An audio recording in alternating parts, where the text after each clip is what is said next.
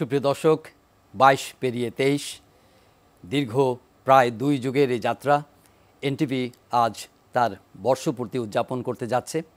দীর্ঘ এই যাত্রা পথে অগণিত দর্শকের শুভেচ্ছা ভালোবাসায় সিক্ত হয়েছে যেমন এনটিভি, একই সঙ্গে এনটিভিও নানা প্রতিকূলতার মধ্যে, নানা বিড়ম্বনার মধ্যে, সীমাবদ্ধতার মধ্যেও গণমাধ্যম হিসেবে, টেলিভিশন হিসেবে আপনাদের কাছাকাছি যাওয়ার চেষ্টা করেছে এবং গণমাধ্যমের দায়িত্ব পালন করবার চেষ্টা করেছে। আজ বর্ষপূর্তির এই দিনে আমরা বাংলাদেশের গণমাধ্যম এবং আগামী দিনের গন্তব্য, গণমাধ্যমের ভূমিকা এবং 23 বছরে এই যাত্রাকালে আমাদের করণীয় এবং সামগ্রিকভাবে আমাদের গণমাধ্যম চিত্র সম্পর্কে আলাপ করবার জন্য আজ স্টুডিওতে কয়েকজন বিশিষ্ট অতিথিকে আমন্ত্রণ জানিয়েছি। তাদের সঙ্গে আমরা আলাপচারিতা করব এবং তাদের অভিজ্ঞতার কথা শুনব, একই সঙ্গে তাদের দিক নির্দেশনার কথাও আমরা জানব, কিভাবে তারা গণমাধ্যমকে আগামী দিনে দেখতে চান এবং তাদের প্রত্যাশার বিষয়গুলো কী কী রয়েছে। আলাপ শুরু করবার আগে আপনাদের পরিচয় করে দিচ্ছি। আমি জানি প্রত্যেকেই তাদের স্ব স্থানে অত্যন্ত বিখ্যাত ব্যক্তি এবং তাদেরকে সবাই আপনারা চেনেন, তারপরেও আনুষ্ঠানিকতার স্বার্থে আমি পরিচয় করে দিচ্ছি। আজ অত্যন্ত আনন্দের সঙ্গে বলছি যে দৈনিক আমার দেশের সম্মানিত সম্পাদক, সংগ্রামী সম্পাদক বলতে হবে, ডক্টর মাহমুদুর রহমান আজ আমাদের সঙ্গে প্রথমবারের মতো টেলিভিশন অনুষ্ঠানে যুক্ত হয়েছেন। স্বাগত আপনাকে ডক্টর মাহমুদুর রহমান। ধন্যবাদ জোহের, আজকে আপনাদের জন্য একটা বিশেষ দিন। অভিনন্দন এনটিভিকে 22 বছর পূর্ণ করবার জন্য। ধন্যবাদ জনাব। দোয়া করে যে আপনাদের যাত্রা আরো ভালো হোক। ধন্যবাদ। আমি পরিচয় করিয়ে দিচ্ছি নাগরিক ঐক্যের সভাপতি, বরেণ্য রাজনীতিবিদ জনাব মাহমুদুর রহমান মান্না। স্বাগত আপনাকে। আমাদের সঙ্গে রয়েছেন জাতীয় ঐক্যমত্য কমিশনের সদস্য এবং দীর্ঘদিন সুশাসনের জন্য এবং গণতন্ত্র উত্তরণের জন্য নানাভাবে অক্লান্ত প্রয়াস চালিয়ে যাচ্ছেন সুশাসনের জন্য নাগরিকের সম্পাদক ডক্টর বদিউল আলম মজুমদার। স্বাগত। অনেক ধন্যবাদ আপনাদেরকে, বর্ষপূর্তি উপলক্ষে আপনাদেরকে অভিনন্দন। ধন্যবাদ আপনাকেও। রয়েছেন তৈরি পোশাক শিল্প বিজিএমএ নবনির্বাচিত সভাপতি জনাব মাহমুদ হাসান খান। স্বাগত আপনাকে। ধন্যবাদ। ধন্যবাদ আপনাদের চারজনকেই। আজকে আমি বিশেষভাবে আনন্দিত মাহমুদ ভাই আপনাকে পেয়ে, কারণ আমরা অতিথি হিসাবে সবাইকেই আমন্ত্রণ জানাতে পেরেছি, কিন্তু 2024-এর 5ই অগস্ট পরবর্তী সময়ে আপনি নির্বাসিত সময় কাটিয়ে দেশে এসেছেন এবং একটা নতুন যাত্রার সূচনা নিয়ে, আশা নিয়ে, প্রত্যাশা নিয়ে কাজ করে যাচ্ছেন। আমাদের শুরুতেই শুনবো, শুরুতে আপনি শুভেচ্ছা জানিয়েছেন এনটিভিকে, কিন্তু বাংলাদেশের মতো বাস্তবতায় একটি চ্যানেল 2 যুগ পার করেছে, কিন্তু এখানকার চ্যালেঞ্জ আপনার চেয়ে আর কেই বেশি জানেন। আমরাও সেই সীমাবদ্ধতার মধ্যে, প্রতিকূলতার মধ্যেও নানা রাজনৈতিক উত্তাপ, নানা ধরনের দমনপীড়ন, নানা ধরনের আইনি কারাকানুন, নানা ধরনের কি বলবো যে সীমাবদ্ধতা, সব কিছু মিলিয়েও আজকের এই দিনটিকে আপনি কিভাবে মূল্যায়ন করবেন? আগেই অভিনন্দন জানিয়েছি। একটু ব্যাখ্যা দিয়ে নেই যে আজকেই প্রথম আমি টেলিভিশনে আসলাম নির্বাসিত জীবনের পরে, এবং আপনি আমাকে বহুবার দাওয়াত করেছেন এখানে আসবার জন্য, টক শোতে আসবার জন্য। আমি আসি নাই। তাহলে আজকে কেন এলাম একটু ব্যাখ্যা দিয়ে নেই, এটা গুরুত্বপূর্ণ। একটা হলো যে যেহেতু একটা মিডিয়ার আজকে একটা বিশেষ দিন, বর্ষপূর্তি, এবং সেই ব্যাপার না, 22 বছর পার করেছেন, 23-এ পা দিলেন। দীর্ঘ সময় টিকে থাকা বাংলাদেশের মতো দেশে কঠিন একটা সংগ্রাম যে কোনো মিডিয়ার জন্য। সুতরাং আপনাদেরকে শুভেচ্ছা জানাতে এসেছি এবং আমিও মিডিয়ার মানুষ হিসেবে মনে করেছি এমন দিনে আপনাদের কাছে আসা যায়, এটা একটা। দ্বিতীয় হলো এনটিভির সাথে আমার দেশের একটা খুব ঘনিষ্ঠ সম্পর্ক। অনেকেই জানেন, যারা জানেন না তাদের জন্য বলি যে আমার দেশ এনটিভির যিনি উদ্যোক্তা ফালু সাহেব, তিনি শুরু করেছিলেন আমার দেশ, এবং তার কাছ থেকে 2008 সালে আমি দায়িত্ব গ্রহণ করি। কাজেই এনটিভির সাথে আমার দেশের সম্পর্ক অনেকটা পরিবারের মতো। কাজেই পরিবারের বিশেষ দিনে পরিবারের সদস্যরা আসবে, এই জন্যেই আমি আজকে এসেছি। এই ব্যাখ্যাটা এই জন্য দিলাম যে আজকের অনুষ্ঠানের পরে আমি জানি যে প্রত্যেকটা টেলিভিশন স্টেশন আমার কাছে ফোন করা শুরু করবে যাতে আমি তাদের টক শোতে যাই। তো আগেই তাদের কাছ থেকে ক্ষমা চেয়ে নিচ্ছি যে টক শোতে যাওয়া আমি ছেড়ে দিয়েছি। আমি মনে করেছি যে ওই পার হয়ে এসেছি। আর আপনি যেটা বললেন যে মিডিয়ার কথা, আমরা সবাই জানি যে 16 বছরের ফ্যাসিবাদী শাসন আমলে যে ইনস্টিটিউশনগুলো ধ্বংস করা হয়েছে তার মধ্যে অন্যতম হচ্ছে বাংলাদেশের মিডিয়া। মানে ধ্বংসটা এমনভাবে করা হয়েছে যে যেসব মিডিয়া সেই সরকারের অন্যায়ের প্রতিবাদ করেছে সেগুলো বন্ধ করে দেওয়া হয়েছে, এবং বাকি মিডিয়াগুলোর উপরে যারা টিকে ছিল আপনাদের উপরে, আপনাদের মতো করে তাদের উপরে এমন চাপ সৃষ্টি করা হয়েছে যে আপনাদেরকে সেলফ সেন্সরশিপ করতে হয়েছে, স্ব আরোপিত এক ধরনের আবহাওয়ার মধ্যে দিয়ে যেতে হয়েছে। আমি মনে করি এটা সব থেকে বেশি কষ্টের, যখন নিজেকে সেন্সর করতে হয়, সরকারের দমন পীড়নের ভয়ে নিজেকে সেন্সর করতে হয়। আপনাদের যিনি উদ্যোক্তা ফালু সাহেবও দীর্ঘদিন তাকে বিদেশে থাকতে হয়েছে আমার মতোই। আমি 6 বছর ছিলাম নির্বাসনে যেতে চাইনি, কারণ 5 বছর তো জেলেও ছিলাম। মান্না ভাই আমার পাশে ছিলেন, একই জেলে ছিলাম আমরা। তো 5 বছর জেল খাটার পরেও কিন্তু আমি বাংলাদেশে থাকার চেষ্টা করেছিলাম, কিন্তু যখন আমার উপরে আক্রমণ হলো কুষ্টিয়া জেলে এবং প্রায় মৃত্যুর মুখ থেকে ফিরে আসলাম, তখন চিন্তা করলাম সুইসাইড করে লাভ কি, তার থেকে যদি বাইরে গিয়ে লড়াইটা চালানো যায় আমার মনে হয় সেটা গুরুত্বপূর্ণ বেশি। এটা চিন্তা করেই আমি দেশে গেছি। আমার লড়াইতে দেশ স্বাধীন হয় নাই, দেশ স্বাধীন হয়েছে আমাদের সন্তানদের লড়াইতে। তাদের জীবন দেওয়ার মধ্যে দিয়ে আমরা আবার নতুন একটা বাংলাদেশ পেয়েছি, তাদের জীবন দেওয়ার মধ্যে দিয়ে আমি বাংলাদেশে আবার ফিরে আসতে পেরেছি।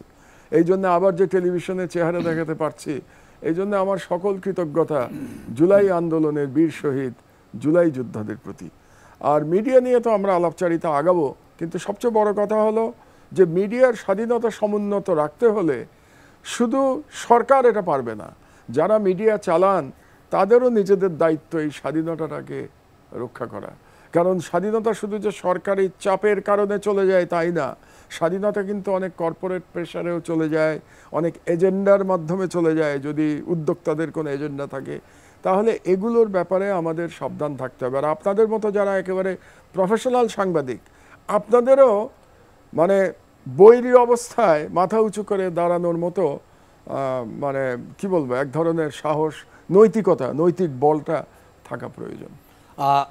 মান্না ভাইয়ের কাছ থেকে আসতে চাই। মান্না ভাই, আপনি তো মিডিয়ার খুবই জনপ্রিয় মুখ এবং প্রতিনিয়তই আপনি মিডিয়াতে হাজির হন, গণমাধ্যমে কথা বলেন, সাংবাদিকদের সঙ্গে আত্মিক যোগাযোগ আপনি রেখেছেন। আপনি এর প্রজ এন্ড কনস দুটিই আপনি জানেন, এটার দুঃখ বেদনাও জানেন।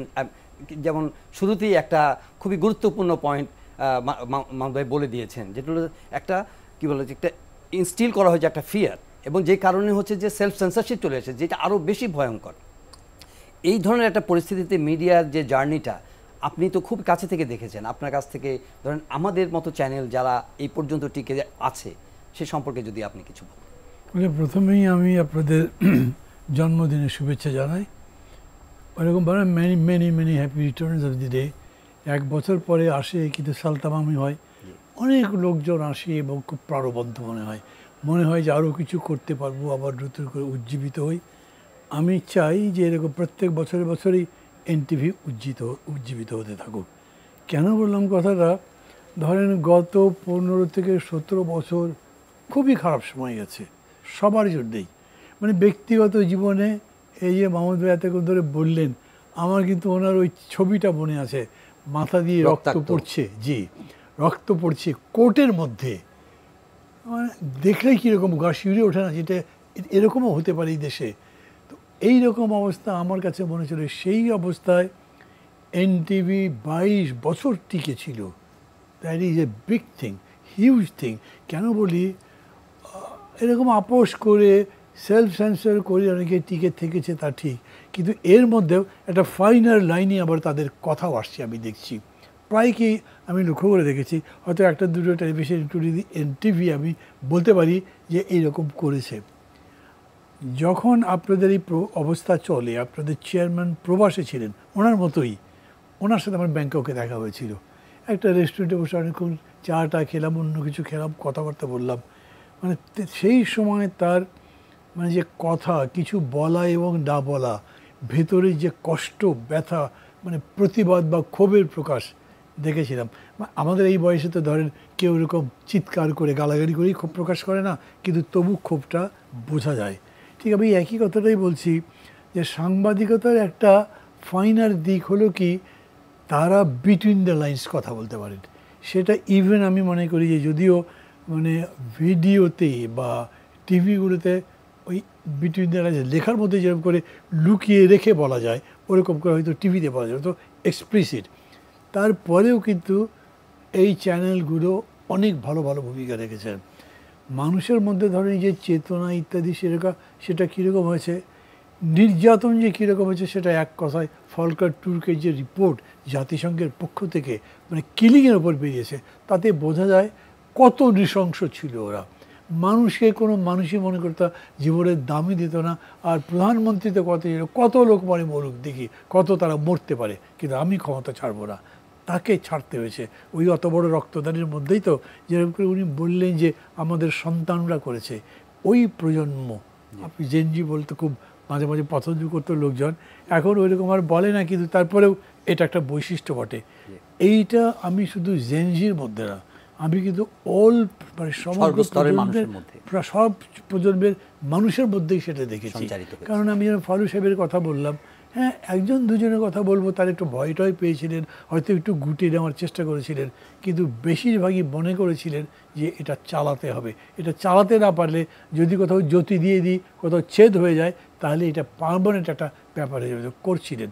ফলে আমাদের কথাগুলো বাইরে মানুষের কাছে গেছে। আমি নিজেই তো আপনাদের কতগুলো টকশোতে আসছি ওই খারাপ সময়গুলোতে, আমি কিন্তু কোনো সময় আবার এত কম্প্রোমাইজ করে কথা বলিনি। হয়তো সেই জন্যই তো জেলে গেছি, আবার তো কোনো মানে অভিযোগ তো গঠনই করতে পারে নাই, 10 বছর তারপর ছেড়ে দিতে হয়েছে।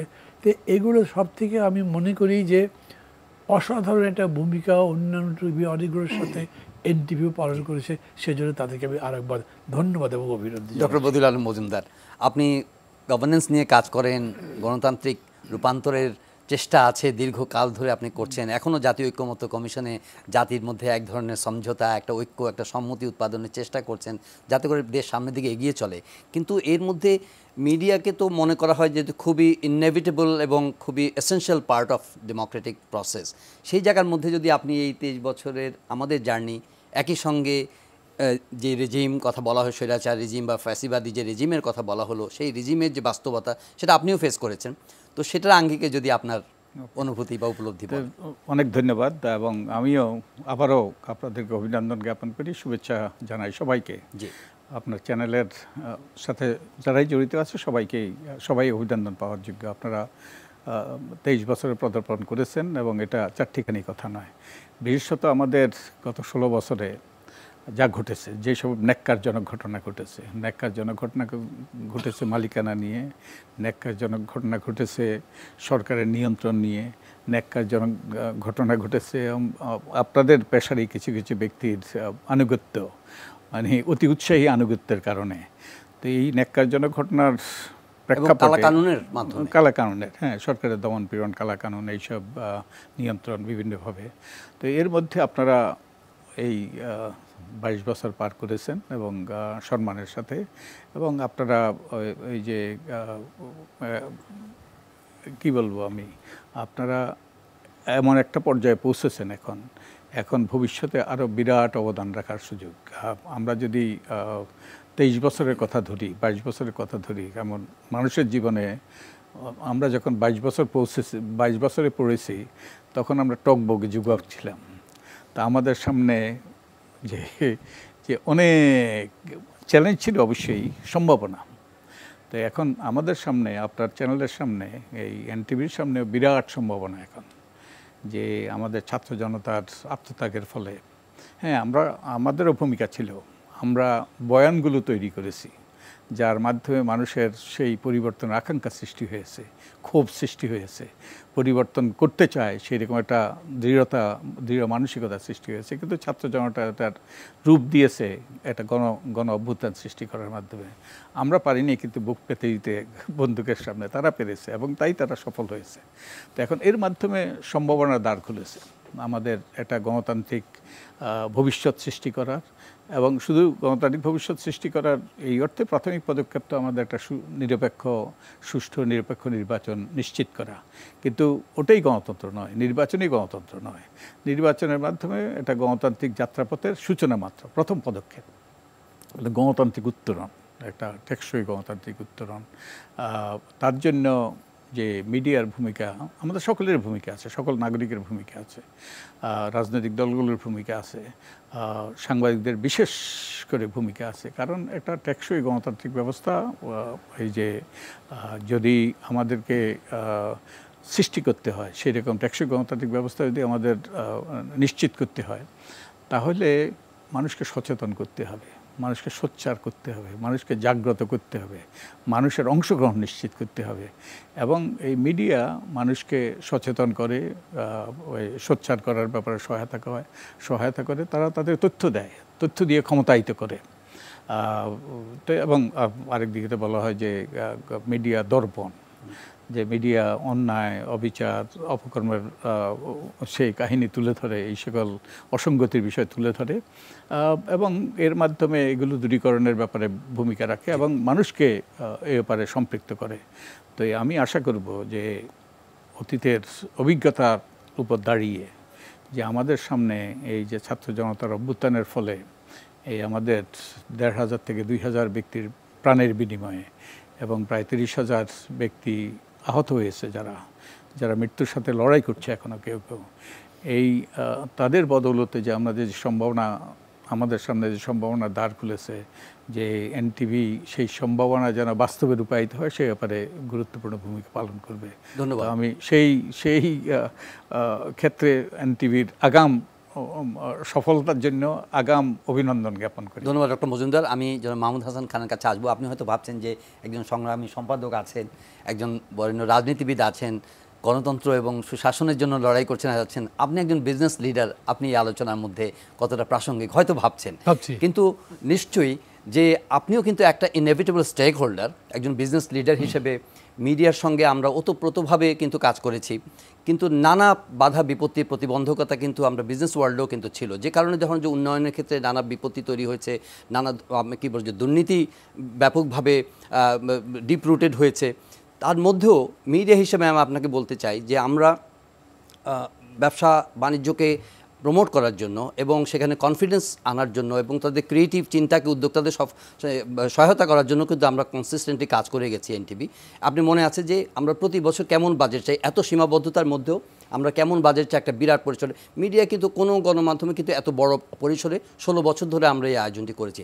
সামগ্রিকভাবে এই ভূমিকাটি নিলাম এই কারণে যে আপনি আপনার দৃষ্টি থেকে একজন বিজনেস লিডার হিসেবে আপনি নতুন নির্বাচিত হয়েছেন, পুরনো দিনগুলোকে আপনি কিভাবে দেখেছেন এবং সামনের দিনগুলোতে গণমাধ্যমকে, মিডিয়াকে, এনটিভিকে আপনি কিভাবে দেখতে চান? ধন্যবাদ এনটিভিকে তাদের এই সংগ্রামী 22 বছর শেষে 23 বছরে পদার্পণ করার জন্য। বিশেষ করে ধন্যবাদ জানাচ্ছি 3 জন বিজ্ঞজনের সাথে আমাকে আমন্ত্রণ জানানোর জন্য। এটা পোশাক শিল্পকে এক ধরনের গুরুত্ব দেওয়া, সেজন্য ধন্যবাদ জানাচ্ছি। যেটা আপনি বললেন যে আমাদের বিজ্ঞজন 3 জনই বলেছেন যে এনটিভির যে যাত্রা ছিল এবং এখন পর্যন্ত এনটিভি টিকে আছে। দেখেন অন্য মিডিয়াও কিন্তু টিকে আছে, দুই একটা ব্যতিক্রম ছাড়া। পার্থক্য হচ্ছে যে এনটিভি তার ডিগনিটি নিয়ে টিকে আছে, আর কেউ কেউ নতজানু অবস্থায় সরকারের সাথে, ফ্যাসিস্টের সাথে আপোষ করে টিকে আছে। এই টিকে থাকার মধ্যে কিন্তু পার্থক্য আছে, সেজন্য বাড়তি ধন্যবাদ এনটিভিকে।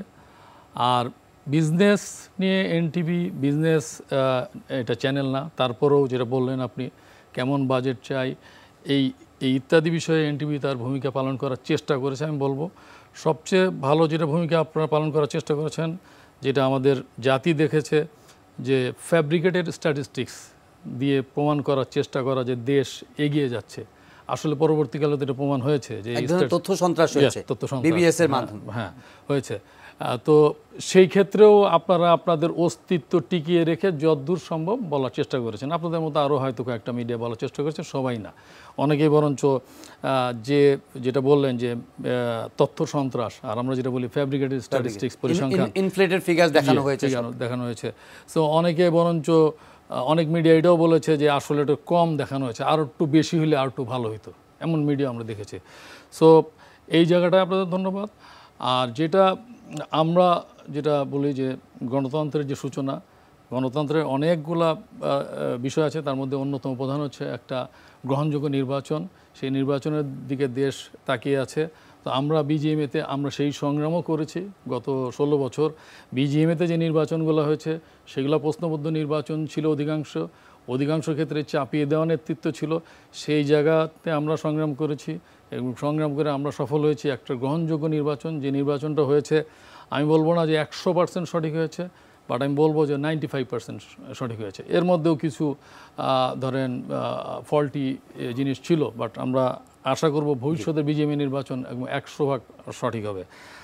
আর গত ফ্যাসিস্ট সরকারের যে আচরণ, তা আমরা যেটা বলি যে এক একজনের জন্য এক এক ধরনের প্রেসক্রিপশন, মান্না ভাই বা মাহমুদ ভাইয়ের জন্য যে প্রেসক্রিপশন, আমি একজন রাজনৈতিক কর্মী হিসেবে আমার প্রেসক্রিপশনটা ছিল একটু ছোট। আমার জন্য যেটা ছিল যে আমি কোন জায়গায় যেতে পারবো আর কোন জায়গায় যেতে পারবো না, বাসা এবং ফ্যাক্টরি অথবা বাসা এবং অফিস, অনুনয় বিনয় করে আমি যেটা বলেছি ভাই এর সাথে আরেকটা জিনিস অ্যাড করার জন্য বিকালে পার্কে হাঁটতে যেতে পারি, সো এটা অ্যালাউ করা হয়েছে। আর ওনাদের জন্য জেলখানা অবধারিত। সো সেই জায়গার থেকে আমরা মুক্তি পেয়েছি, একটা মুক্ত পরিবেশে কথা বলতে পারছি এখন। সো এইটা যেন বজায় থাকে, ভবিষ্যতে যেন নতুন কোনো ফ্যাসিস্ট তৈরি না হয়, কারণ ফ্যাসিস্ট কিন্তু একদিনে তৈরি হয় না। আপনার শেখ হাসিনার 16 বছরের রেজিম যদি আপনারা অ্যানালিসিস করেন, প্রথম 5 বছর, পরের 5 বছর, পরের 5 বছর, শেষের 6 মাস 7 মাস পার্থক্য আছে কিন্তু। সো সেইটা যেন ভবিষ্যতে তৈরি না হয়, আমরা যেন ব্যবসা করতে পারি, ব্যবসা করার জন্য পরিবেশ থাকে। এখানে নতুন করে আমরা এসালাম তৈরি হোক এটা চাই না, নতুন করে এক দরবেশ তৈরি হোক 1, দরবেশ 2, এটা আমরা চাই না। আমরা চাই আমাদের মতো করে যারা আমরা আইন মেনে ব্যবসা করি তাদেরকে যেন ভবিষ্যতে যারা আসবেন সাপোর্ট দেয় এবং মিডিয়া এই ক্ষেত্রে যেন সক্রিয় ভূমিকা পালন করে। ডক্টর মাহমুদুর রহমান, আপনি শুরুতেই বলছিলেন যে এই চ্যালেঞ্জটা শুধু মানে রাজনৈতিক ক্ষেত্রেই হয়েছে, বা যারা সরকারে থাকে এবং ফ্যাসিবাদী আচরণ করেছে, স্বৈরাচার আচরণ করেছে, কোয়ার্সিভ ব্যাপারটা রাষ্ট্রযন্ত্রকে ব্যবহার করে নানাভাবে দমন-পীড়ন চালিয়েছে। কিন্তু এর বাইরেও আরও কিছু বিষয় আপনি কিন্তু ইঙ্গিত করছিলেন যে আপনি যদি ইন্টারনালি স্বাধীন না হন, অন্তর্গতভাবে স্বাধীন না হন, কিংবা আপনার পারিপার্শ্বিক যেসব চিত্র আছে, আপনার ধরেন যে সামাজিক বলেন, অর্থনৈতিক ক্ষেত্রে বলেন, কালচারাল ফ্রন্টে বলেন, এই জায়গাগুলোতে আপনার যে মিডিয়াকে তার যোগ্য ভূমিকা বা কার্যকর ভূমিকা পালন করার ক্ষেত্রে সেখানে কতটা আপনি দেখতে পাচ্ছেন, শুভ সূচনা দেখতে পাচ্ছেন? শুভ সূচনা তো 5ই আগস্টের পরে একটা নতুন এনভায়রনমেন্টে আমরা এসেছি তো, এবং আমি ব্যক্তিগতভাবে মনে করি যে বাংলাদেশের স্বাধীনতার পরে প্রত্যেকটা মানুষ নিজেকে যে পরিমাণ ফ্রি মনে করছে এরকম একটা পিরিয়ড কিন্তু বাংলাদেশে আর আসে নাই, সকল সরকার মিলিয়েও। এই সময় আপনি দেখেন যে কোনো লোক রাস্তায় নেমে যাচ্ছে প্রতিবাদ করতে, এবং কিছু কিছু ব্যাপারে বাড়াবাড়ি করে ফেলছে তারা, কারণ স্বাধীনতাটা এখনও ডিসিপ্লিনের মধ্যে আসে নাই। কিন্তু এই যে এক ধরনের প্রতিবাদের যে আকাঙ্ক্ষা মানুষের, সেটা যে তারা শো করতে পারছে কোনো রকম রাষ্ট্রীয় নিপীড়ন ছাড়া, এটা একটা নতুন অভিজ্ঞতা বাংলাদেশের জন্য। আমাদের তো অনেক বয়স হয়েছে, স্বাধীনতার সময় আমি ইন্টারমিডিয়েট পড়ি, তারপরে যখন দেশ অনেক পরিবর্তনের মধ্যে দিয়ে গেছে তখন আমি বিশ্ববিদ্যালয়ের ছাত্র, বুয়েটের ছাত্র। তো অনেকগুলো সরকার তো আমরা পরিবর্তন দেখেছি, কাজে এখন একটা নতুন অভিজ্ঞতা হয়েছে আমাদের। এর প্লাস মাইনাস সাইড আছে। প্লাস সাইডটা আগে বলি। আমি মনে করি জনগণ জেনে গেছে যে তারা যদি সাহস করে নামতে পারে তাহলে কোনো স্বৈরাচার টিকতে পারবে না। শেখ হাসিনার মতো এই ধরনের একটা ফ্যাসিস্ট রেজিম বাংলাদেশে আর কেউ দেখে নাই, এবং একটা দানব সরকার যে প্রাণের কোনো দাম রাখে নাই, মানুষের সম্মানের কোনো দাম রাখে নাই। এই যে বদুল ভাই বসে আছেন, তার বাড়িতে আমেরিকান অ্যাম্বাসেডর ডিনার করতে গেছে, সেই আমেরিকান অ্যাম্বাসেডরের গাড়িতে আক্রমণ চালিয়েছে তৎকালীন সরকারের খুব প্রভাবশালী একজন নেতার গুন্ডা পান্ডারা। এটা ভাবা যায় যে তারা কতটা দানব হয়ে উঠেছিল, যে মার্কিন এবং আপনার বাড়িতে আক্রমণ করেছে, মার্কিন অ্যাম্বাসেডরের গাড়িতে আক্রমণ করেছে তাকে। সরি আপনি ইন্টারাপশন, বাবু যেন একটা ইঙ্গিত করলেন যে ওনারা তালিকার মধ্যে উনি যুক্ত করেছেন যে পার্কে হাঁটা যাবে কিনা সেই পর্যন্ত না, আরও আছে। এবং ওই মামলায় যারা করেছে, নানক, আমরা সবাই জানি যে নানকের লোকজন করেছে, নানককে বাদ দিয়ে ওনার ব্রাদার ইন লকে আসামি করা হয়েছে। আপনি চিন্তা করুন, শুধু জুলুম না, পুরো রাষ্ট্রযন্ত্রকে একটা তামাশা বানিয়ে দেওয়া হয়েছিল। সেরকম একটি ভয়ঙ্কর সরকার যার পিছনে দিল্লি ছিল, তারা মনে করেছে দিল্লি আমার পিছনে আছে, কাজে বাংলাদেশের 18 কোটি জনগণের একজনেরও আর কোনো মূল্য নাই, তাদেরকে সকলকে আমি মেরে ফেলতে পারি। যেটা শেখ হাসিনা একবার বলেছিলেন, আই ওয়ান্ট সুপ্রিম পাওয়ার, এটা বলেছিলেন, আমার একচ্ছত্র ক্ষমতা চাই। তিনি মনে করেছিলেন দিল্লি থাকলে একচ্ছত্র ক্ষমতা পাওয়া যায়। আমাদের ছেলেমেয়েরা এটাকে নস্যাৎ করে দিয়েছে। এর পজিটিভ সাইড হচ্ছে যে এর পরে যে সরকারই আসুক না কেন, তাদের মাথায় এটা রাখতে হবে যে শেখ হাসিনার মতো একটা দানব দিল্লির এরকম নিরঙ্কুশ সমর্থন নিয়ে যদি টিকতে না পারে, তাহলে তারাও যদি শেখ হাসিনার পথে যাত্রা শুরু করে তারা টিকতে পারবে না। এটা হচ্ছে পজিটিভ সাইড। নেগেটিভ সাইডটা হচ্ছে যে ডিসিপ্লিনের অভাব আমরা দেখতে পাচ্ছি। যেমন গতকাল রাতের বেলা পাটগ্রামের মতো একটা জায়গায় রংপুরে কিছু চাঁদাবাজ ধরা হয়েছিল, ইউএনও সাজা দিয়ে তাকে থানায় নিয়েছিল। তারপরে হাজারখানেক লোক, একটা বড় রাজনৈতিক দলের, তারা গিয়ে থানা আক্রমণ করে তাকে ছিনিয়ে নিয়ে গেছে। এটা হলো উচ্ছৃঙ্খলতা। কাজেই এই যে ব্যালেন্সটা তৈরি করা, এটা খুব কঠিন কাজ। only the responsible can remain free. Absolutely না, এখানে কঠিন কাজ। এই ব্যালেন্সটা তৈরি করার জন্য আপনার আর আমার কাজ আছে। কারণ আমি দুজনই মিডিয়ার, আমি প্রিন্ট মিডিয়া, আপনি ইলেকট্রনিক মিডিয়া। কিন্তু আমাদেরকে জনগণকে এটা বোঝাতে হবে যে স্বাধীনতার সাথে রেসপন্সিবিলিটি চলে আসে। আপনি শুধু স্বাধীন হতে পারবেন না, ফ্রিডম নেবেন, রেসপন্সিবিলিটি নেবেন না, এটা হতে পারবে না। পাটগ্রাম হতে পারবে না, পাটগ্রামের থানার কাহিনী হতে পারবে না। এটার কঠিন সাজা হওয়া দরকার। আপনি যদি এটা না করতে পারেন তাহলে রাষ্ট্র ব্যবস্থা ভেঙে পড়বে। আর সাংবাদিকদের ব্যাপারে আমি আপনাকে স্মরণ করে দিতে পারি, মানে জাস্ট যোগ করে দিতে পারি কিনা, যে আপনার সঙ্গে যেই ধরনের বিভৎস আচরণ করা হয়েছে, সেই বিভৎস আচরণের রেপুটেশনও কেউ আশা করে না। অবশ্যই না। মানে আমার সঙ্গে যে আচরণ করা হয়েছে, এই বিল্ডিংয়ে আমি 4 মাস বন্দি ছিলাম, বেরোতে পারি নাই। চারদিকে পুলিশ এবং র্যাব আমাকে গুম করবার জন্য, এই পত্রিকা অফিস থেকে আমাকে 2-2বার অ্যারেস্ট করে নিয়ে যাওয়া হয়েছে। আমার পত্রিকা জ্বালিয়ে, এই ভবনে ছিল, এই পত্রিকা জ্বালিয়ে দেওয়া হয়েছে। সেদিনও আপনারা এখানে ছিলেন, তখন আমি জেলে, যখন আমার অফিস জ্বালিয়ে দেওয়া হয়েছে। মিডিয়া, আপনার আমার বিশাল দায়িত্ব আছে। দায়িত্বটা কি? যে আমি তো এক দলকে ভোট দেবো নিশ্চয়ই, আমরা রাজনৈতিকভাবে কারো না কারো সমর্থক, কিন্তু আমাদের পত্রিকা বা আমাদের টেলিভিশন পরিচালনার ক্ষেত্রে আমরা যেন দল দ্বারা পরিচালিত না হই, এটা 1 নম্বরে থাকতে হবে। যেমন ধরেন, এই বিগত সরকারের সময় দেখেছি যে অবৈধ প্রধানমন্ত্রী ছিলেন, তার তথাকথিত সংবাদ সম্মেলনের নামে সব নামকরা সম্পাদকরা সেখানে গিয়ে তৈলমর্দন প্রতিযোগিতা করেছেন, নির্লজ্জভাবে করেছেন, মানে সীমাহীন এ ধরনের ভাষা।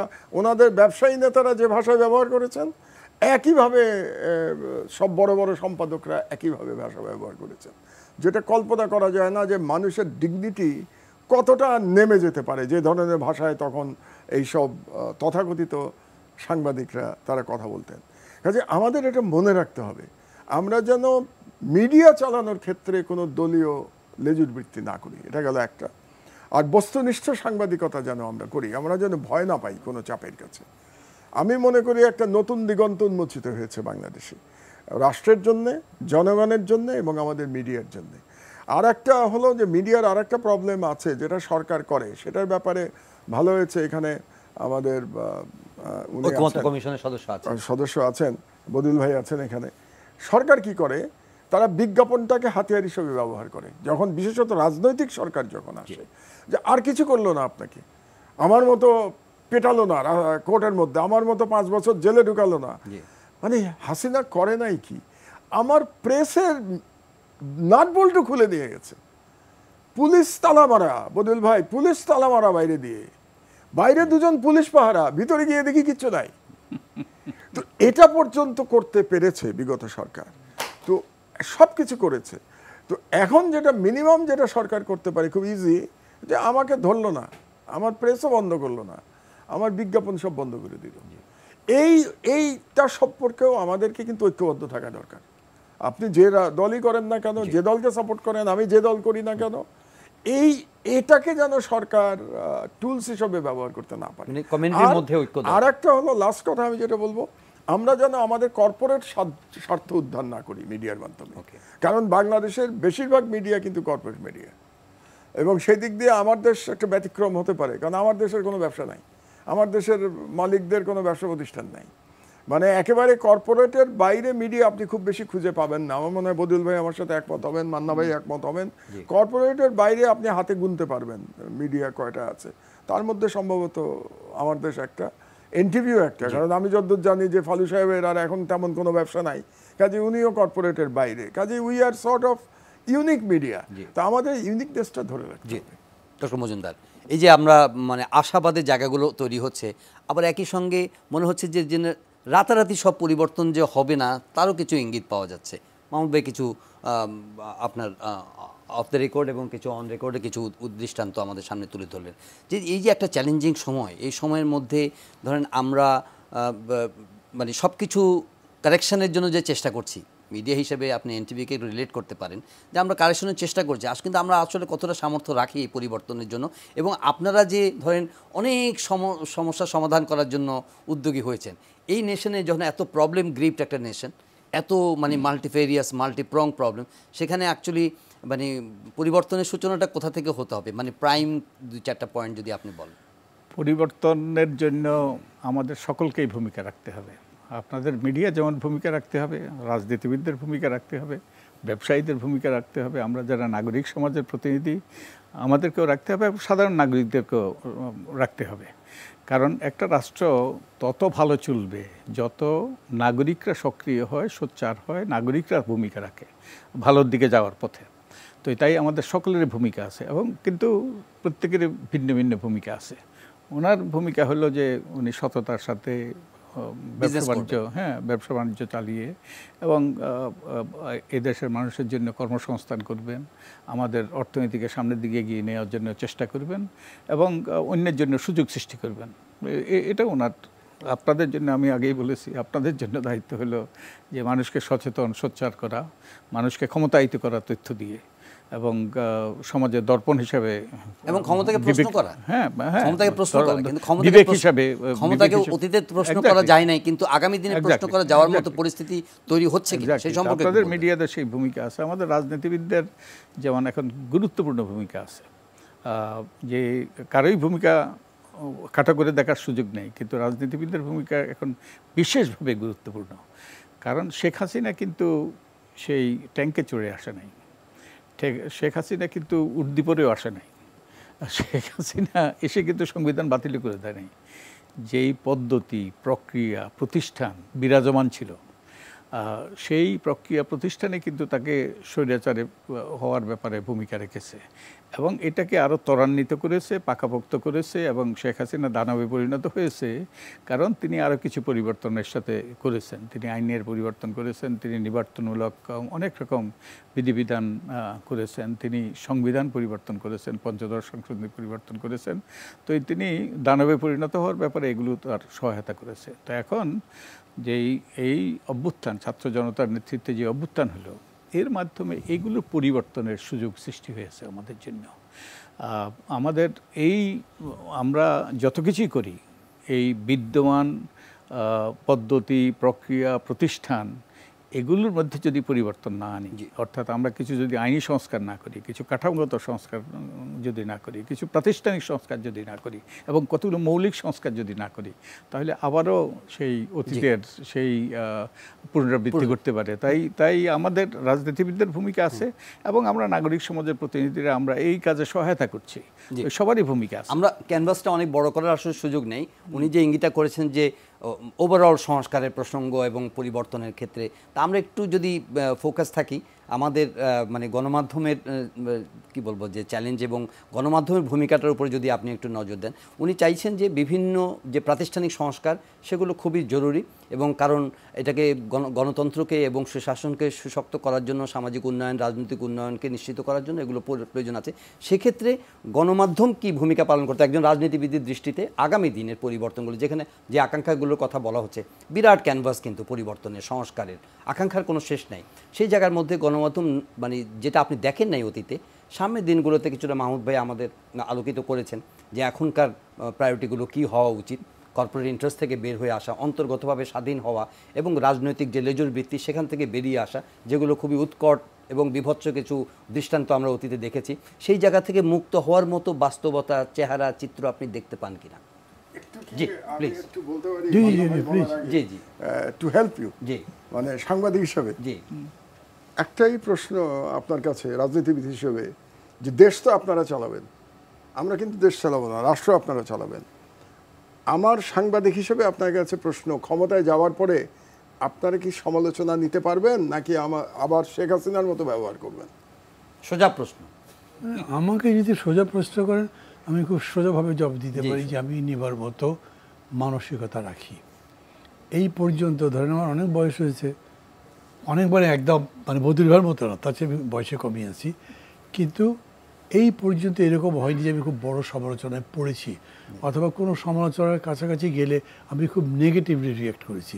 কিন্তু আমি সবার কথা বলতে পারবো না, কারণ ধরেন পার্টি টু পার্টি তো আলাদা আলাদা এন্টিটি, ওরকম করে বলা যাবে না যে আমি যেটা করছি সেটা অন্য পার্টি মানবে, অথবা ধরেন আমার যার সাথে জোট আছে, জোটের অন্তর্গত দুটো পার্টি যে একই রকম বিহেভ করবে না হতে পারে, জোট সব পার্টিকে নিয়ে একটা হোমোজিনিয়াস বিহেভ করবে সেটাও না হতে পারে। এরকম করে যত বাড়াতে থাকবেন তত হয়তো ডিফারেন্সটা দেখবেন। এখানে ইম্পর্টেন্ট কোনটা যেটা বদলভাবে তুলতে গেলেন এবং আপনি এটাকে একটু সাইড রেখে ফোকাস একটা ডিসকাশন করতে বলছেন, কিন্তু আপনাকে ভাবতে হবে আপনি ফোকাস করবেন কি। ধরেন আমাদের তো এই একটা বছর ধরে শুধু সংস্কার করলাম, এন্ড অফ দ্য ডে কী হচ্ছে, সংস্কার কি হচ্ছে, হলে কতখানি আমরা মেজার করতে পারছি না।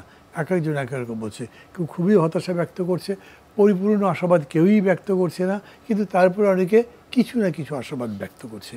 এই জায়গাটা আমি খুব ভাইটাল মনে করি।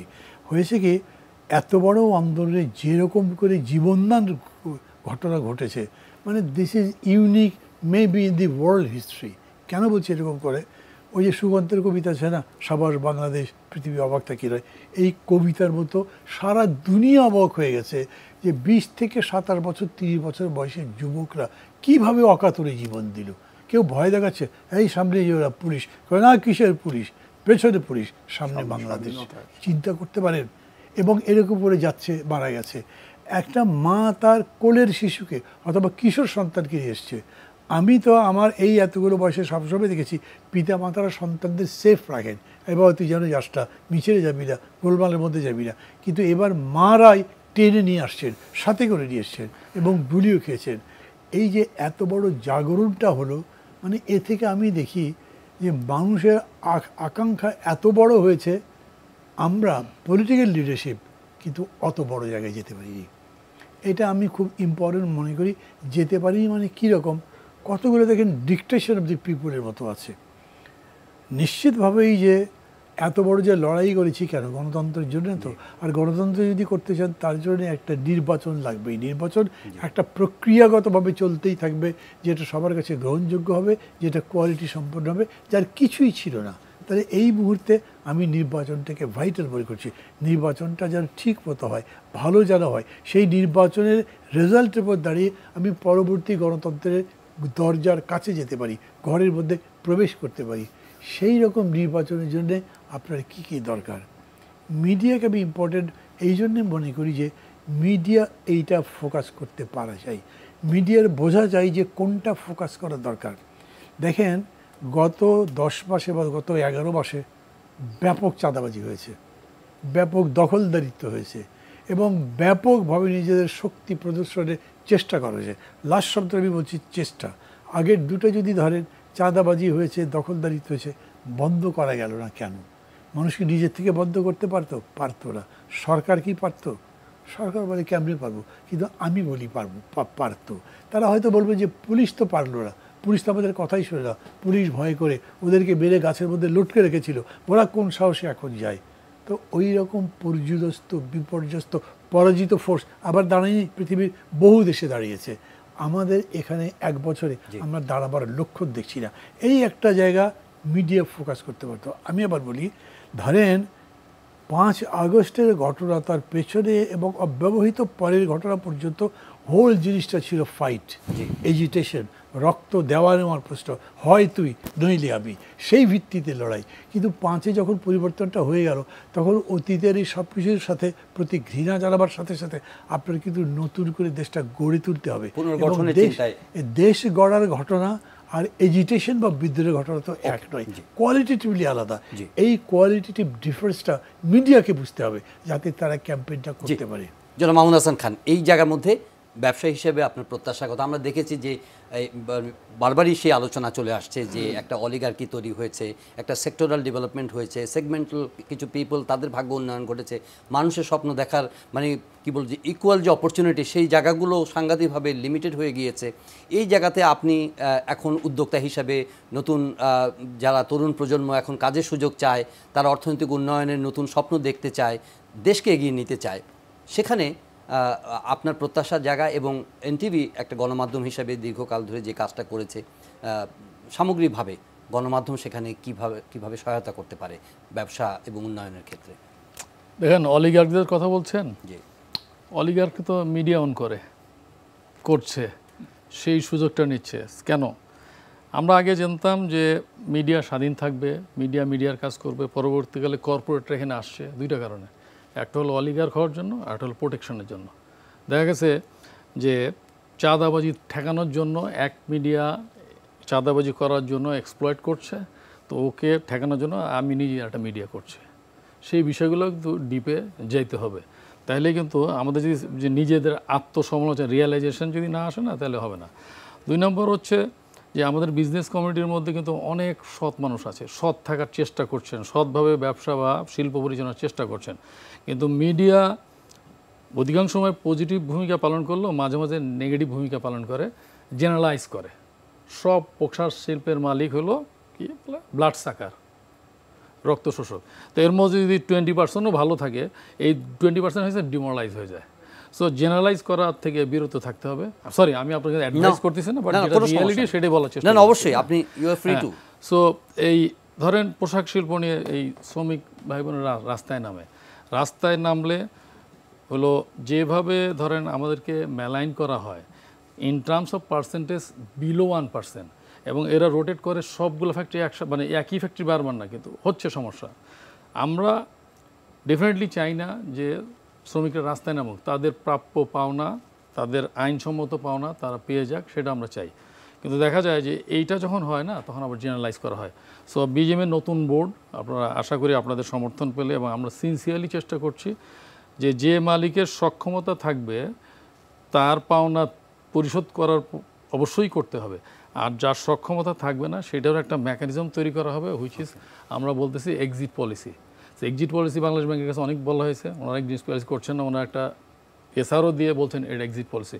সো আমরা এক ধরনের মেকানিজমের মাধ্যমে যাব, যেটা হবে যারা এক্সপোর্ট করবে তাদের একটা ফোর্স সেভিং হবে।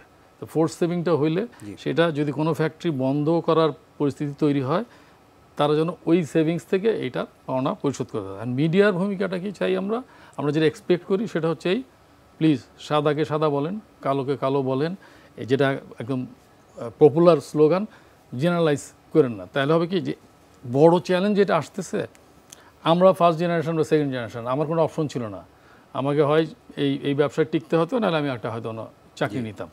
কিন্তু সেকেন্ড জেনারেশন যারা এসছে তাদের কিন্তু অপশন আছে যে ব্যবসা করলাম না, এটা যদি আমাকে এইভাবে নেগেটিভলি মেলাইন করা হয়, আমি সব আইন মেনে চলি, আমি ট্যাক্স দিই ঠিক মতো, আমি শ্রমিকের বেতন দিয়ে দিই, আমি ব্যাংকে যাই বলি না যে আমার ইন্টারেস্ট মাফ করে দেন, তারপরেও আমাকে এই একই কাতারে ফেলা হচ্ছে, সরি এই ব্যবসা দেশও ছেড়ে চলে যেতে পারে। আর না গেলেও সকালে যে গল্ফ খেলবে, দুপুরে যে ব্রাঞ্চ করবে, নট ব্রেকফাস্ট, টাকা আছে টাকা ব্যাংকে রেখে দেবে, সেটা তো দেশের জন্য, দেশের অর্থনীতির জন্য কোনো অবস্থায় ভালো হবে না। সেইটা মোটিভেট করার জন্য আমার টিমে 35 জনের মধ্যে 21 জনই হলো সেকেন্ড জেনারেশন, এবং 21 জনের মধ্যে 20 জনই ইলেকশনে জিতছে। সো ওদেরকে মোটিভেট করা আমার কাজ, সেটা আমি করতে চাই এবং আপনাদের সাপোর্ট চাই। মোহাম্মদ ভাই, আমরা একটা বিরতি নিব, তার আগে আপনার কাছ থেকে ছোটো করে জানতে চাই, এখন একটা প্রযুক্তির রূপান্তর চলছে, মানে অল্টারনেটিভ মিডিয়ার সঙ্গে মেইনস্ট্রিম মিডিয়ার কিন্তু একটা বিরাট একটা ফাইট চলছে, সার্ভাইভাল এক্সিস্টেন্সের ফাইট। অল্টারনেটিভ মিডিয়া নানাভাবে ফোকাসড হয়ে গেছে, কিন্তু একই সঙ্গে সেখানে ডিসইনফরমেশন, মিসইনফরমেশন, সেখানে ফেক নিউজ, সেখানে নানা ধরনের কনফিউশন, আনসার্টেনটি তৈরি হচ্ছে। আবার একই সঙ্গে বলবেন মেইনস্ট্রিম মিডিয়ার যে চ্যালেঞ্জগুলো, কালাকানুন, দমনপীড়ন, পরিবর্তিত বাস্তবতাতেও তারা কতটা অন্তর্গতভাবে স্বাধীন হয়েছে সেই প্রশ্নটা আছে। এই দুটার মধ্যে মানে মেইনস্ট্রিমকে কিভাবে আরও বেশি লজিক্যাল করা যায়, বা তারা কিভাবে অল্টারনেটিভ মিডিয়াকে কনফ্রন্ট করে বা ফাইট করে টিকে থাকতে পারে? আমি মনে করি এটা বিশ্বস্ততার উপর ডিপেন্ড করবে মেইনলি। এবং আমার গত 6-7 মাসের অভিজ্ঞতা, মানে আমার দেশকে আবার রিলঞ্চ করে আমার যে অভিজ্ঞতা, আমি দেখছি যে মেইনস্ট্রিম মিডিয়া টিকে থাকতে পারে। আমার দেশ প্রমাণ করেছে 6-7 মাসের মধ্যে যে টিকে থাকা সম্ভব। কিন্তু টিকে থাকতে হলে যেটা করতে হবে যে আপনাকে বস্তুনিষ্ঠ এবং সঠিক সংবাদ দিতে হবে, এবং কোনো রকম ভয়ভীতির ঊর্ধ্বে উঠে আপনাকে সংবাদ দিতে হবে। আপনাকে এভাবে সংবাদ দিলে হবে না যে আমি এই সংবাদটা দিলে ওই ব্যবসায়ী আমার বিজ্ঞাপন বন্ধ করে দেবে, এই জন্য তার বিরুদ্ধে আমি সংবাদ দিতে পারবো না। এটা যদি একবার মাথায় আসে তাহলে আপনি পত্রিকা বা মিডিয়া চালাতে পারবেন না। আর অল্টারনেটিভ মিডিয়ার সাথে অল্টারনেটিভ মিডিয়াটা কিন্তু ঠিক আছে, খুব পপুলার অল্টারনেটিভ মিডিয়া, কিন্তু বিশ্বাসযোগ্যতার একটা প্রশ্ন আছে। কিন্তু আজও কিন্তু মেইন স্ট্রিম মিডিয়া বিশ্বাসযোগ্যতার প্রশ্নে অনেক বেশি এগিয়ে আছে, অনেক এগিয়ে আছে। যেমন ধরেন আজকের কথাই আমি বলি, আজকে পত্রিকায় কোনো একটা নিউজ আছে আমাদের, সেটা বিচার বিভাগ সংক্রান্ত। বিচার বিভাগ ঠিক না, বিচার বিভাগ তার সঙ্গে জড়িত নিউজটার সাথে। নিউজটা সকালবেলা ছাপা হয়েছে, দুপুরের মধ্যে আমি রেজিস্ট্রারের কাছ থেকে ফোন পেয়ে গেছি, অ্যাটর্নি জেনারেলের কাছ থেকে ফোন পেয়ে গেছি। এটাই হলো মেইন স্ট্রিম মিডিয়া। এই নিউজটাই যদি আপনি অল্টারনেটিভ মিডিয়াতে দিতেন তাহলে সব ইগনোর করতো, ঠিক আছে ইউটিউবে নিউজ আসছে, এটা নিয়ে মাথা ঘামানোর দরকার নেই। তাহলে এই যে যারা ক্ষমতা, মানে এক একটা ক্ষমতার তো একটা উৎস, বিচার বিভাগ একটা ক্ষমতার উৎস, এক্সিকিউটিভ ব্রাঞ্চ ক্ষমতার উৎস, পার্লামেন্ট ক্ষমতার উৎস, সেই বিচার বিভাগের হাইয়েস্ট লেভেল এই নিউজটাকে ইম্পর্টেন্স দিয়ে তিনি রিয়্যাক্ট করছেন, পজিটিভলি রিয়্যাক্ট করছেন, কিন্তু রিয়্যাক্ট করছেন। এটাই হচ্ছে মেইন স্ট্রিম মিডিয়ার। মানে আসলে যারা ক্ষমতার মানে ঊর্ধ্বস্থানে বসে আছে ক্ষমতা, তারা আসলে জেনারেলি, আপনি ফ্যাসিবাদের কথা বাদ দেন, ক্যারেক্টারিস্টিক্যালি তারা কতটা মিডিয়াকে পাত্তা দেয়, আসলে মিডিয়ার কথা কতটা শুনে আসলে। যেমন হ্যাঁ, মাহমুদ ভাই বলেছেন এটা একটা এডিটোরিয়াল ডিগনিটির ব্যাপার, এডিটোরিয়াল সুপ্রিমেসি ব্যাপার, যে যেটা উনি ক্রেডিবিলিটির কথা বলেছেন। তো ওভারঅল জেনারেলি ধরেন যে ডোনাল্ড ট্রাম্পের কথাই চিন্তা করেন, যে উনি মিডিয়াকে কতটা গোনায় ধরেন, কতটা হিসেবের মধ্যে নেন পলিসি ফ্রেমিংয়ের ক্ষেত্রে, ডিসিশন মেকিংয়ের ক্ষেত্রে। আমি এটা আপনাকেও জিজ্ঞাসা করবো ডক্টর মজুমদার, যারা ক্ষমতায় যায় তারা কি সত্যি সত্যি গণমাধ্যমকে বিবেচনার মধ্যে রাখে কিনা তাদের সিদ্ধান্ত? হচ্ছে কি, বাই অ্যান্ড লার্জ যদি আপনি শাসক বলেন তাহলে তো এটা দিয়ে কিছু বোঝা যাবে না, বিকজ শাসকদের তো ক্যাটেগরি আছে, এক একজন এক এক রকম হয়। এই যে আপনি প্রশ্ন করবার সময় ট্রাম্প সাহেবের কথা বলেছিলেন, এখন বললেন না, অনেক আপনি কীরকম করে জাজ করবেন? উনি মিডিয়াকে পাত্তা দেয়, মানে দেয় না একেবারে তা বলা যায়, কারণ তার বিহেভিয়ারটা তো এরাটিক টাইপের। কিন্তু তারপরেও ঠিক যে ট্রাম্প, এই আপনারাই আলোচনা করছিলেন মহম্মদ প্রশ্ন তুলে, যে ফক্স কীরকম করে তাকে প্রমোট করেছে, ওইখানে উনি কি ফক্সের সাথে কখনো ঝগড়া করেছেন, তাকে অপমান করেছেন? এরকম ঘটনা নাই, করবে না, বিকজ ওইটা হুঁশের পাগল যেরকম বোঝে যে না এইটা করা যাবে না। আপনি ধরেন আমাদের এখানকার শেখ হাসিনার কথা যদি বলেন, উনি কি মিডিয়াকে পাত্তা দিতেন? পাত্তা যদি নাই দিতেন তাহলে একটা মানে সার্টেন ইন্টারভেলের পরে সব এডিটরদের ডেকে তাদেরকে ফ্রিজ করতেন কেন, তাদেরকে খুশি করার চেষ্টা করতেন কেন? মালিকরাও এসে তোয়াজ করতো, উনিও কিন্তু তোয়াজ করতেন। যে ধমকের সুযোগের বাইরে কথা বলতেন তাদেরকে এরকম করতেন না। মাঝে মাঝে একটা অভিমানের ভাব দেখা যায়, রাগ করেছেন, মিউচুয়াল কনভিনিয়েন্স। হ্যাঁ, মিউচুয়াল কনভিনিয়েন্স, কিন্তু বিষয়টা এরকম ধমক না, একটা রাগ করেছেন ভাব দেখাচ্ছেন, যাতে ও বুঝে যায় যে না অত দূর যাওয়া ঠিক হবে না। আর সমস্ত পাওয়ার তার হাতে কুক্ষিগত থাকলে সেটা আপনি এর কথাই কী বলে, শেখ হাসিনার কথা বলেন, পুতিনের কথা বলেন, ট্রাম্পের কথা বলেন, বা আপনার ওই যে কী বলে নর্থ আমেরিকার নামটা ভুলে গেছে, জি জং তো আছে, তো ওরা কথা মনোযোগের কথা বলছে, এদের একরকম ডেমোক্রেটিক ইয়েতে যদি বলেন তাহলে তাদেরকে আবার মিডিয়াকে কেয়ার করা ছাড়া পথ নেই। আমি এই কথা বলবার সাথে সাথে এটা বলি, কোনো ক্রমেই এই মানে হাসিনা, ট্রাম্প বা এরা তো আমাদের উদাহরণ, উদাহরণই নয়, আদর্শ তো দূরের কথা। এবং তারা যেরকম করে মিডিয়ার সাথে ইয়ে করতেন, বিহেভ করতেন, অথবা তার প্রত্যুত্তরে মিডিয়া যেরকম করে তাদের ট্রিট করতেন, ওইটা আমাদের মডেল হতে পারে না। আমরা যদি একটা গণতান্ত্রিক সোসাইটি নির্মাণ করতে চাই, গণতান্ত্রিক রাষ্ট্র নির্মাণ করতে চাই, তাহলে মিডিয়াকে আপনার পরিপূর্ণ গণতন্ত্র দিতেই হবে। আর গণতন্ত্র যে ম্যাটার অফ মিউচুয়াল রেসপেক্ট, কার কী স্ট্যাটাস, কী পজিশন, এটা দেখে তো আপনি করবেন না। সেরকম যদি হয় তাহলে প্রাইম মিনিস্টার যেরকম ধমক দিতে পারেন, একজন এডিটর অথবা একটা রিপোর্টারও তাকে পাল্টা ধমক দিতে পারে বা তাকে লিখতে পারে, লিখতে তো পারেই। এই জিনিসটাই থাকা উচিত। আমি মনে করি গণতান্ত্রিক দেশে মোরাললেস সেই রকম একটা কালচার আছে, এরকম উদাহরণ আমরা অতীতে অনেক দেখেছি। এবং ওই জন্য জানেন ওখানে এক ধরনের মূল্যবোধও তৈরি হয়েছে। তো ওইটা তো ডক্টর মজুমদার, আমরা তো সেই গণতান্ত্রিক মূল্যবোধের চেষ্টাই তো করছেন বা সবাই মিলে করছে, কিন্তু অন্তর্বর্তী সরকার এখন এই প্রায় 1 বছর হতে যাচ্ছে, তারা কি কি ভালো দৃষ্টান্ত স্থাপন করতে পেরেছে, স্পেশালি রিলেটেড টু মিডিয়া যদি বলেন?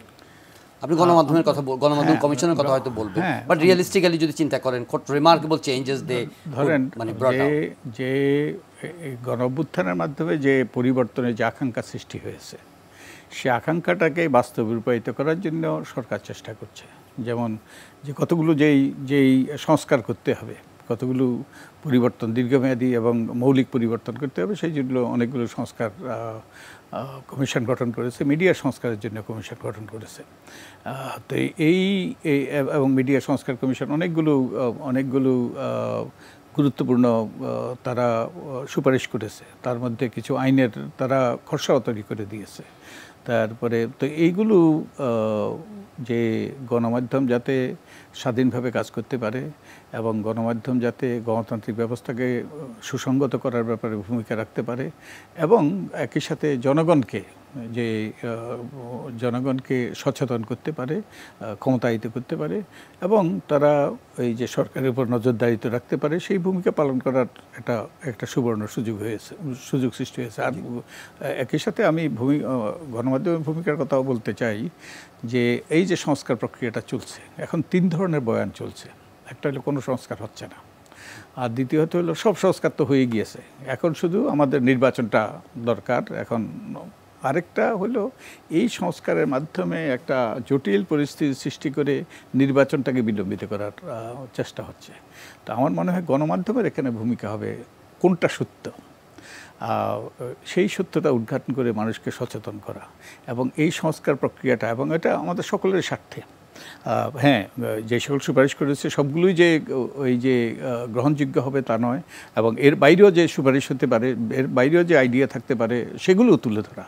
তো গণমাধ্যমের এখানে গুরুত্বপূর্ণ ভূমিকা আছে। আমাদের যেই রাষ্ট্র সংস্কারের, রাষ্ট্র মেরামতের যে প্রক্রিয়াটা চলছে এবং যার অংশ হলো আপনার মিডিয়া সংস্কারও, মিডিয়ার মালিকানা, মিডিয়ার উপর যে দমনপীড়ন হয়েছে, যেরকম নিয়ন্ত্রণ হয়েছে, এগুলোর ব্যাপারে পরিবর্তন, একই সাথে গণমাধ্যমের সাথে যুক্ত যারা সাংবাদিকরা, তাদের পেশাদারিত্ব এবং তারা যাতে স্বাধীনভাবে কাজ করতে পারে, এইরকম অনেকগুলো পরিবর্তন।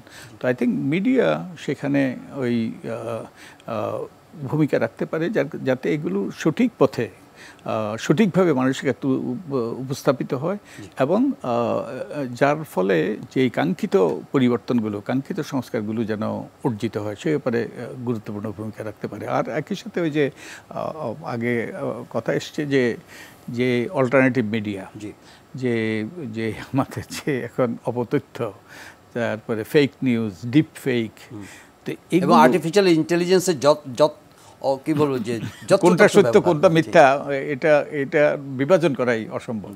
তো আমার মনে হয় এখানেও এই যে ফেক নিউজের পরিবর্তে, এটা তো বিরাট চ্যালেঞ্জ। এটা তো শুধু গণমাধ্যমের জন্য নয়, পুরো সমাজের জন্যই চ্যালেঞ্জ, আমাদের সকলের জন্য, সকল মানব জাতির জন্য চ্যালেঞ্জ।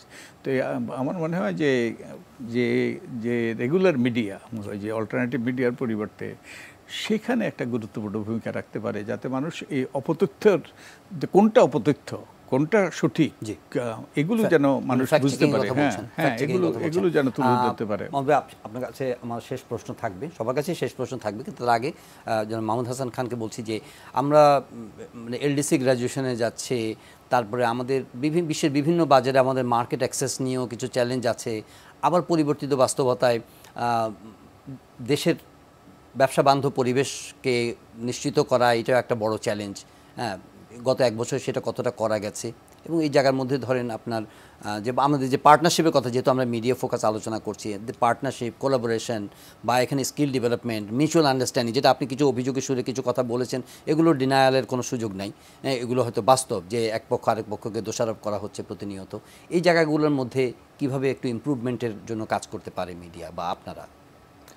না, যেটা দেশের জন্য ভালো সেটাই তুলে ধরতে হবে। যেমন ফর এক্সাম্পল এলডিসি গ্র্যাজুয়েশনের ডিফারেন্স অফ ওপিনিয়ন আছে।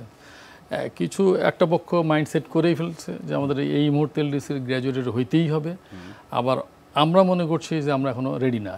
এই মাঝখানে আবার কেউ বলছেন যে তাহলে কবে রেডি হবেন। বাস্তবতা হলো আপনার ইনফ্রাস্ট্রাকচার আগে যেটা ছিল সেটা তো কীভাবে কী ছিল এটা আমরা জানি। ব্যাংকিং সেক্টরে তো এটা তো ঋণ খেলাপি না, লুটপাট হয়েছে। এর মধ্যে সরকার আবার IMF-এর প্রেসক্রিপশন বলি, চাপে বলি, ডেফিনেশন অফ ক্লাসিফিকেশন হঠাৎ করে 9 মাসের জায়গায় 3 মাসে নামিয়ে আনছে। এই যে হঠাৎ করে যে NPL ডবল হয়ে গেল এই 8-9 মাসে, এটার অন্যতম প্রধান কারণ এইটা। সো এই পলিসি মেকিংয়ের ক্ষেত্রেও কিন্তু রিয়েলিস্টিক ডিসিশন নিতে হবে যে কখন কোনটা নিতে হবে।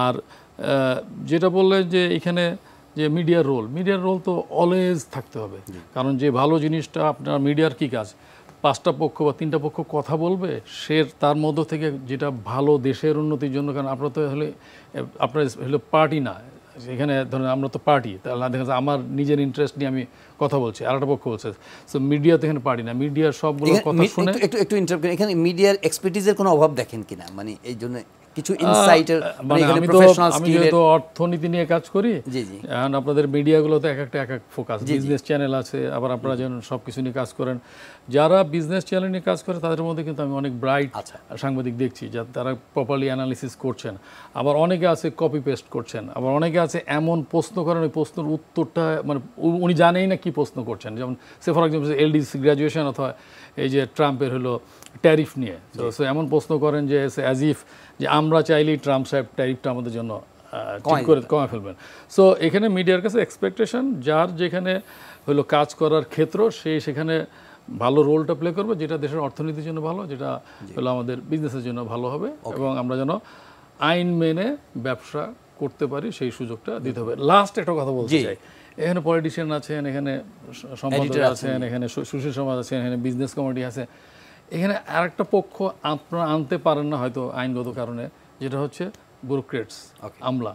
তারা কিন্তু অন্যতম প্রধান রোল প্লে করে কোনো একটা ভালো জিনিস হওয়ার ক্ষেত্রে, অথবা কোনো একটা ফল্টি জিনিস তৈরি করতে। যেসব কালা কানুন বলবো না, যেসব নিয়ম কানুন তৈরি করেন না, ওর ভিতরে এমন দাড়ি কমা সেমিকোলন বসায়, পরবর্তীকালে আমরা দুর্নীতির একটা ফাঁদে পড়তে বাধ্য হই। এটা নিয়েও মিডিয়ার কাজ করতে পারে।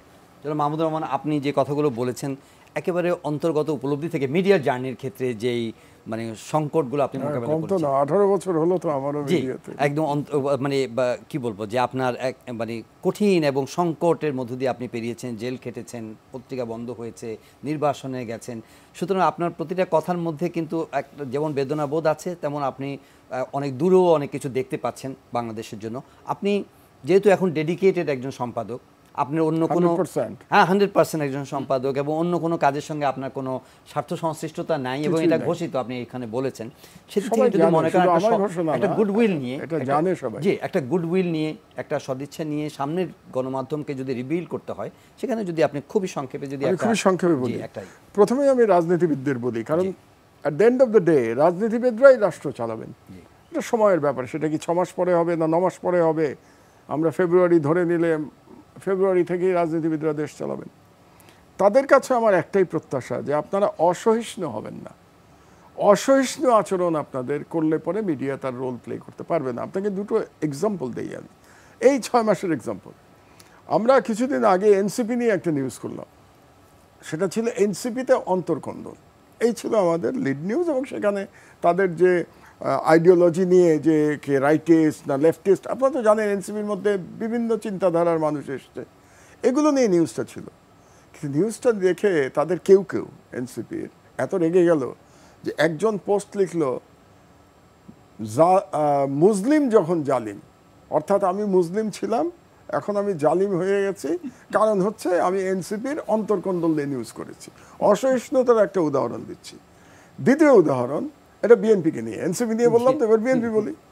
বিএনপি নিয়ে যখন ইশরাক সাহেব আন্দোলন করছিলেন মেয়রের জন্যে, তখন আমরা আমরা এডিটোরিয়াল পলিসি নিয়েছি। আমাদের একটা লিড নিউজ ছিল যে লন্ডন সাফল্য ইশরাকে ম্লান, এই ছিল আমাদের লিড নিউজ। কারণ আমরা ধারণা করেছিলাম, আমরা যারা নাগরিক, যে লন্ডন সফল বৈঠক হওয়ার পরে এই ধরনের আন্দোলন আর হবে না, এটা শেষ।